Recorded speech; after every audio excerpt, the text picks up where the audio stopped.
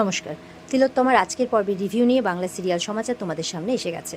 তো শুরুতেই যেটা দেখা যাচ্ছে, তিলোত্তমা তো বলছে যে ওখানে শতরূপা বৌদি যিনি আছেন, মানে রূপকথা বৌদি, তো তিনি বরণ করতে চাইলে শাশুড়ি মা আর কি, তিলোত্তমার শাশুড়ি মা বরণ করতে দেবে না। তো সেই নিয়ে বলছে না, উনি বরণ করবেন, বরঞ্চ কোনো নারী অশুভ নয়, সব নারী শুভ। আর আপনি একজন নারী হয়ে আরেকজন নারীর অপমান করবেন না, আপনি তো মা, তাই বলছে। তো ওর কথা শুনে তো সবাই অবাক হচ্ছে।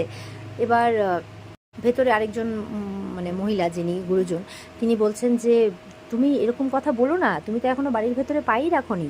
আরেকজন বলছে প্লিজ তুমি এইভাবে সিন ক্রিয়েট করো না, তুমি জানো না তুমি কার সাথে কথা বলছো। তখন বলছে যে আরেকটি মেয়ে আছে ভেতরে, সে বলছে উনি তো একদম ঠিক, মানে বৌদি তো একদম ঠিক কথাই বলছে, রূপকথা বৌদি তো সত্যি সত্যি অপমান হচ্ছে। তখন তিলোত্তমার শাশুড়িমা বলছে যে তুমি চুপ করে থাকো, তোমাকে এই ব্যাপারে কথা বলতে হবে না। তিলোত্তমার শাশুড়িমা বলছেন যে দেখো তুমি এরকম ব্যবহার করো না, তুমি তো খুব মুখ চোরা, মানে তুমি একজন লাজুক মেয়ে, একজন একদল মানে একদম নরম মাটির মতো, মানে যেমন শেপ দেবো সেরকমই শেপ নেবে, এরকমটাই তো ভেবেছিলাম। তিলোত্তমা বলছে, মানে তিলোত্তমা রূপে তমসা বলছে তাহলে শেপটা ভালো করে দিন না, ভালো শেপ দিন, তাই বলছে। ওর কথা শুনে সবাই আরও অবাক হয়ে যাচ্ছে। কেউ কেউ বলছে তুমি এরকমভাবে সিন ক্রিয়েট করছো কেন, এইভাবে বিকৃত আকার দিও না ব্যাপারটাকে, মানে তুমি ভেতরে এসো, তাই বলছে। তো বলছে যে না, উনি বরণ করবেন। আর তিলোত্তমা তখন ওর হাজব্যান্ডকে বলছে, মানে আলেখ্যকে বলছে যে আপনি বলুন ওনাকে বরণ করতে, কিন্তু আলেখ্য তো চুপ করে আছে। এরপরে বলছে যে আপনি আসুন, আমাকে বরণ করুন। আর ও শাশুড়ি মাকে বলছে যে আমি জানি না আপনি মাটির তাল দিয়ে কোন মূর্তি গড়তে চেয়েছিলেন, তবে সেই মাটি দিয়ে মা দুর্গার মূর্তিও গড়া যায়, মা কালীর মূর্তিও গড়া যায়, আবার মা চণ্ডীর মূর্তিও গড়া যায়। আপনি আশা করি সেটা বুঝতে পেরেছেন আমার কথাগুলো। তো ওর দিকে তো হাঁ হয়ে তাকিয়ে আছে শাশুড়ি মা, অবাক হয়ে, বাকি সবাই তাকিয়ে আছে যে ব্যাপারটা কী হলো। এবার আলেখ্যর কোনো একটা মানে বোন আর কি বলছে যে প্লিজ বৌদিকে চুপ করা, ও জানে না উনি কার সাথে কথা বলছেন, তাই বলছে। তো আলেখ্য বলছে প্লিজ। তখন তিলোত্তমা মানে তমসাই বলছে যে আপনি বলুন ওনাকে বরণ করতে। তো শতরূপা মানে রূপ কথা বলছে যে থাক না, বাদ দাও, ওরা বারণ করছে। তো বলে না, আপনি বরণ করবেন, আপনি ঘরের কোণে পড়ে থাকা কোনো আসবাবপত্র নন, নিষ্প্রাণও নন, নিষ্প্রাণ কোনো সাজানো বস্তুও নন, আপনি একজন মানুষ। আপনি তো মানুষ, বরঞ্চ রক্তে মাংসে গড়া একজন মানুষ, আর আপনি বরণ করলেই বরঞ্চ আমার বরণটা শুভ হবে। এরপরে শাশুড়িমা কিছু বলতে গেলে তখন ভেতরে আরেকজন মহিলা বলছেন থাক থাক ছেড়ে দাও, ও বরণ করুক। এই বলে শাশুড়িমাই তখন কথা বলছে না বরণ করো। এই বলে রূপকথা বেশ সুন্দরভাবে বরণ টরণ করছে। এবার দেখা যাচ্ছে বাইরে থেকে হঠাৎ করে আরেকটি মেয়ে আসে, বলে আমি কি বরণ করতে পারি, যদিও বা আমার বিয়ে হয়নি, আমি কি সেই অনুমতি পাবো? তো সবাই মিলে তখন তাকে দেখছে, আর তমসাও ঘুরেছে তার দিকে। তো বৃন্দা বলে ডাকছে মেয়েটিকে, তমসার শাশুড়ি। তো এগিয়ে আসছে, মনে মনে বলছে তমসা এই তাহলে বৃন্দা, কারণ ওই ওই লিস্টে আলেখ্যর সাথে বৃন্দার নামও ছিল, মানে আলেখ্যর পুরো ফ্যামিলির নামই ওখানে আছে, বৃন্দা মেয়েটির নামও ছিল। তো এবার ভেতরে যখন এসেছে শাশুড়িরা বৃন্দা বৃন্দা এই বলে খুব আপ্যায়ন করছে। তো বলছে যে আপনি বৃন্দা চৌধুরী? তমসা বলছে, বলে হ্যাঁ। তুমি আমাকে চিনতে পারছো না? আমি তোমাকে দেখতে গেছিলাম তো। তখন ভেতরে সবাই সবাই বলছে যে হ্যাঁ, আমাদেরকেও চিনতে পারছিল না, আমরা অবাক হলাম ব্যাপারটা দেখে। আর তাছাড়া তুমি জানো না, একজন বলছে যে ও তো লগ্ন বয়ে গেছিলো, হ্যাঁ লগ্ন বয়ে গেছিলো, তারপর ওর বিয়ে হয়েছে, ও তো চলে গেছিলো ওখান থেকে, তাই বলছে। একজন বলছে দেশোদ্ধার করতে গিয়েছিল। তখন তমসা বলছে মানুষের জীবন বাঁচানো আমাদের কাজ, সেই জীবন বাঁচাতেই গেছিলাম, দেশোদ্ধার করতে নয়।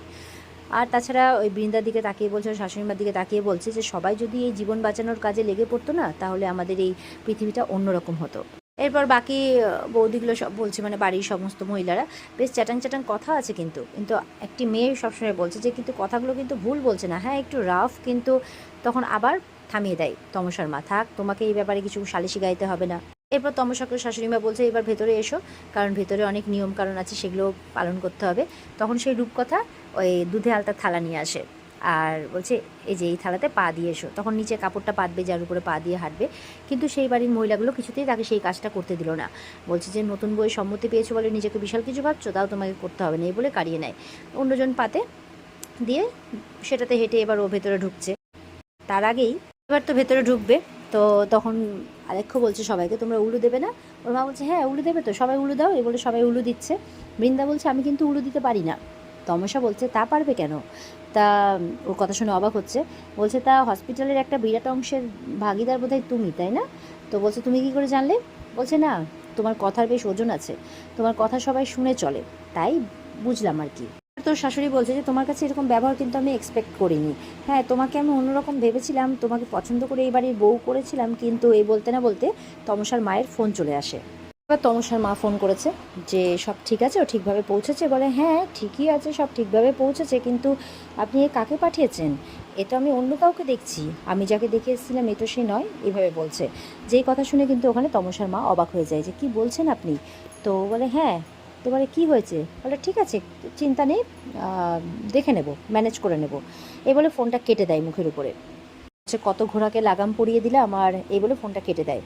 তখন কাটতে না কাটতেই তমসা বলছে আপনি ভুল করছেন, আমি কিন্তু ঘোড়া নই, ঘোড়া বলে আপনি ভুল করলেন, আমি বাঘিনী। এই বলে সবাই কিন্তু আরও অবাক হয়ে যায় ওর কথা শুনে। এবার তোর কথা শুনে অবাক হয়ে যাচ্ছে, ভেতরে সবাই বলছে সত্যি টোটালি চেঞ্জ, টোটালি চেঞ্জ। এবার বলছে যে তুমি কেন আর্গুমেন্ট করে যাচ্ছ এরকম, শুধু শুধু তুমি কার সাথে কথা বলছো জানো? তমসা বলছে জানি তো, উনি আদিনাথ ব্যানার্জির মা, আলেখ্য ব্যানার্জির, আদিনাথ ব্যানার্জির ওয়াইফ, আলেখ্য ব্যানার্জির মা, আভাসের মা, আবিরের মা, এভাবে বলছে। শুনে তো অবাক ওর কথা সবাই। ও শাশুড়ি বলছে তোমার চোখে কেমন যেন আমি একটা আত্মবিশ্বাস লক্ষ্য করছি, সে একজন সহজ সরল লাজুক মেয়ে কোন মন্ত্র বলে এরকমভাবে পাল্টে গেল। অবাক হচ্ছে সবাই।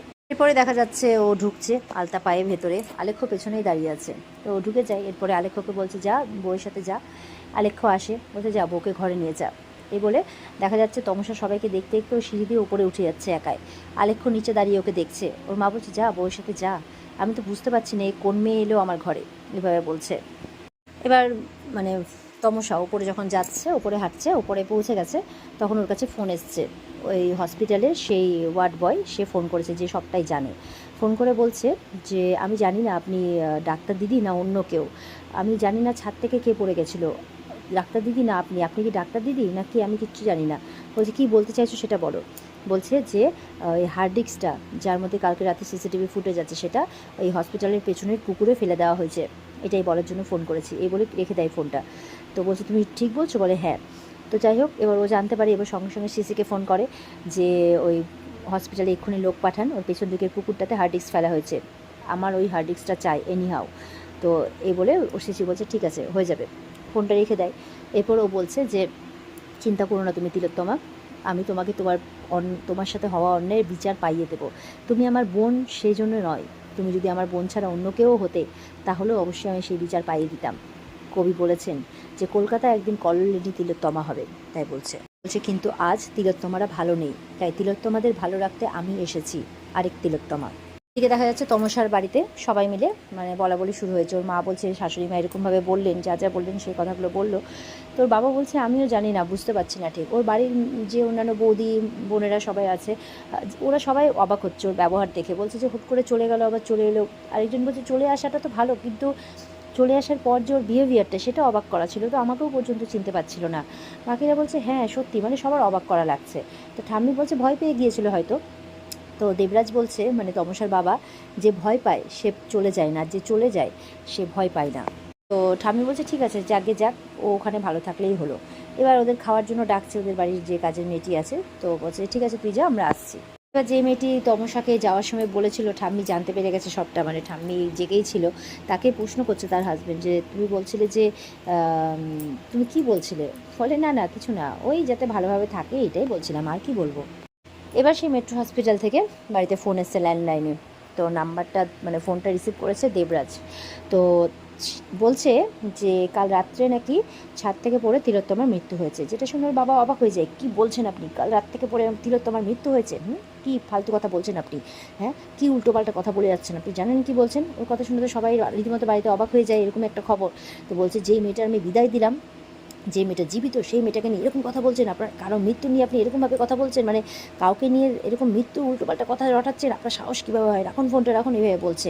এবার তো সবাই কথা শুনে অবাক হয়ে যায়। দেবরাজ বলছে কীরকম বাজে কথা বলছে, যে মেয়েকে আমরা বিদায় দিলাম সেই মেয়ে নাকি কালকে রাত্রে ছাদ থেকে পড়ে মারা গেছে। হ্যাঁ, কেমন কথাবার্তা বলছে। সবাই কিন্তু কথাটা শুনে জাস্ট অবাক হয়ে যায়। আর এখানেই কিন্তু আজকের পর্ব শেষ হয়ে যায়। তো এই ছিল আজকের পর্বের রিভিউ। ভালো লেগে থাকলে পর্বকে লাইক কমেন্ট করে জানাতে ভুলবে না, আর আমাদের সাথে জুড়ে থাকতে চ্যানেলকে সাবস্ক্রাইব করতে ভুলবে না। দেখা হচ্ছে তোমাদের সাথে আগামীকালকে। সবাই খুব ভালো থাকবে। আজকের মতো পর্বের রিভিউ এ পর্যন্তই। বিস্তারিত দেখতে অবশ্যই স্টার জলসার পর্দায় চোখ রাখবে। টাটা।